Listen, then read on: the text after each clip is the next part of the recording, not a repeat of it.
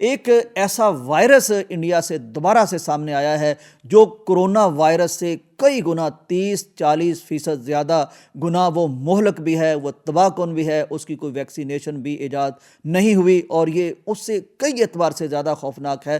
میں اس کی تھوڑی سی آپ کو تفصیل بتاتا ہوں۔ اس کا نام ہے نیپا وائرس۔ نیپا وائرس اس کا نام کیوں رکھا گیا ہوا؟ اصل میں ناظرین اکرام کی اس وائرس کی ابتدا 1990 میں ہوئی اور اس کی ابتدا ملائیشیا میں ہوئی۔ ملائیشیا میں یہ ہوا کہ ایک آتش فشاں پھٹا، اس آتش فشاں سے کچھ ایسا کیمیکل ریلیز ہوا جو پھلوں پر جا لگا اور وہ پھل جب چمگادڑوں نے کھائے تو چمگادڑوں نے تو کھا لیے، لیکن وہاں چونکہ سوروں کی بڑی پرورش ہو رہی تھی، چنانچہ یعنی سینکڑوں کے اعتبار سے سور فارمز میں پالے جا رہے تھے وہاں، چنانچہ یہ ادھ کٹا پھل، آلودہ پھل یہ جب سوروں کے آگے ڈالا گیا تو سوروں میں یہ وائرس پیدا ہو گیا، ان کی ناک بہنے لگی اور ان پر کئی طرح کے اثرات ہونے لگے۔ چونکہ یہ بالکل نیا وائرس تھا اور اس کا کوئی نام ابھی نہیں رکھا گیا تھا، تو یہ جس گاؤں میں یہ وائرس پھوٹا یا دریافت ہوا یا سامنے آیا اس کا نام تھا نیپا، چنانچہ اس کو وہی نام دے دیا گیا نیپا وائرس۔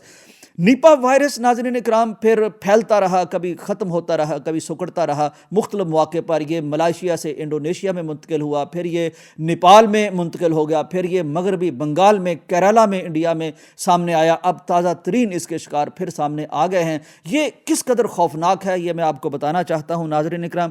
ایک تو اس کی خوفناکی اور خطرناکی یہ ہے کہ جب کوئی شخص اس وائرس میں ملوث ہوتا ہے، آلودہ ہوتا ہے، تو 40 دن تک یہ وائرس کوئی اثر نہیں کرتا، اس کے کوئی نشان، کوئی اثرات واضح نہیں ہوتے، کوئی علامات واضح نہیں ہوتی۔ آپ اندازہ کریں 40 دن تک مریض کو پتہ ہی نہیں چلتا کہ وہ اس وائرس کا شکار ہو چکا ہے۔ چونکہ اس کو پتہ ہی نہیں چلتا، چنانچہ وہ کھلے عام چلتا پھرتا ہے اور وہ نہ جانے کتنے 100 لوگوں کو تب تک اس وائرس میں مبتلا اور ملوث کر جاتا ہے، کیونکہ وہ الگ تھلگ تو تب ہوگا جب اس کو پتہ چلے گا۔ پھر ناظرین کرام میں آپ کو بتانا چاہتا ہوں کہ اس وائرس کا جو ڈیتھ ریٹ ہے کورونا کے مقابلے میں وہ 30-40% ہے، یعنی اگر 100 لوگوں کو یہ وائرس لگتا ہے تو اس میں سے 30 یا 40 لوگ جو ہیں وہ نہیں بچ پاتے، وہ موت کا شکار ہو جاتے ہیں۔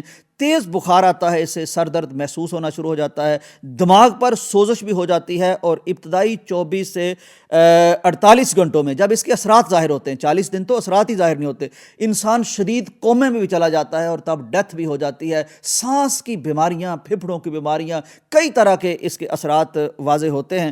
ناظرین اکرام WHO یعنی ورلڈ ہیلتھ آرگنائزیشن کے مطابق یہ نہ صرف انسانوں سے انسانوں میں منتقل ہوتا ہے بلکہ جانوروں میں بھی منتقل ہوتا ہے اور جانوروں سے بھی آگے منتقل ہوتا ہے۔ یہ جتنی انسان کا تھوک ہے یا جتنی بھی علائشیں ہیں انسان کی ان سے آگے پھیل سکتا ہے۔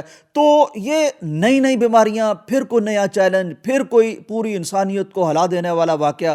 ناظرین اکرام یہ سارا کچھ کیا بتاتا ہے؟ یہ بتاتا ہے کہ انسان کمزور ہے۔ ساری سائنس اور ٹیکنالوجی اور ترقی کے باوجود انسان آج بھی قدرت کے سامنے، اللہ کے سامنے یہ بالکل ایک بے بس اور بیمار بچے کی طرح ہے۔ اب بچنا کیسے ہے ناظرین کرام؟ بچنا اللہ تعالیٰ کے حضور پناہ مانگ کے ہے۔ نبی کائنات صلی اللہ علیہ وآلہ وسلم نے جہاں ہمیں ایسے مواقع پر احتیاطی تدابیر کا بتایا ہے، ظاہر احتیاطی تدابیر بھی بہت سے ممالک کر رہے ہیں، خاص طور پر انڈیا کے ساتھ جن کی سرحدیں لگ رہی ہیں، وہ اپنے بارڈرز کو اور اپنے ایئرپورٹس کو بہت ہائیلی سکریننگ پہ لگا چکے ہیں۔ اس کے ساتھ ساتھ ناظرین اکرام صبح و شام کے اذکار ہم نے کرنے ہیں، صحت کی دعائیں ہمیں کرنی ہے۔ جتنا یہ طبی طور پر میڈیکل پر ہم ریلائی کرتے ہیں اور میڈیسن لیتے ہیں، اسی قدر ہمیں روحانی اعتبار سے بھی اللہ سے جڑنا چاہیے، اللہ سے معافی مانگنی چاہیے۔ صبح و شام کے اذکار ازبر کر لیں، کارڈ خرید لیں، موبائل میں ڈاؤن لوڈ کر لیں، اپنے بچوں کو بھی پڑھ کے پھونکیں، خود بھی پڑھ کے پھونکیں، کیونکہ بیماری بدلتی رہتی ہے لیکن بیماری سے نجات دلانے والا ہمارا محافظ ہمارا اللہ ہے۔ چنانچہ اس کی پناہ میں اگر ہم آتے رہیں گے تو کوئی بھی بیماری آئے گی اس میں اللہ تعالی ہمیں محفوظ رکھے گا۔ یہ اویئرنیس ضرور پھیلائیے۔ اجازت دیجیے، اللہ حافظ۔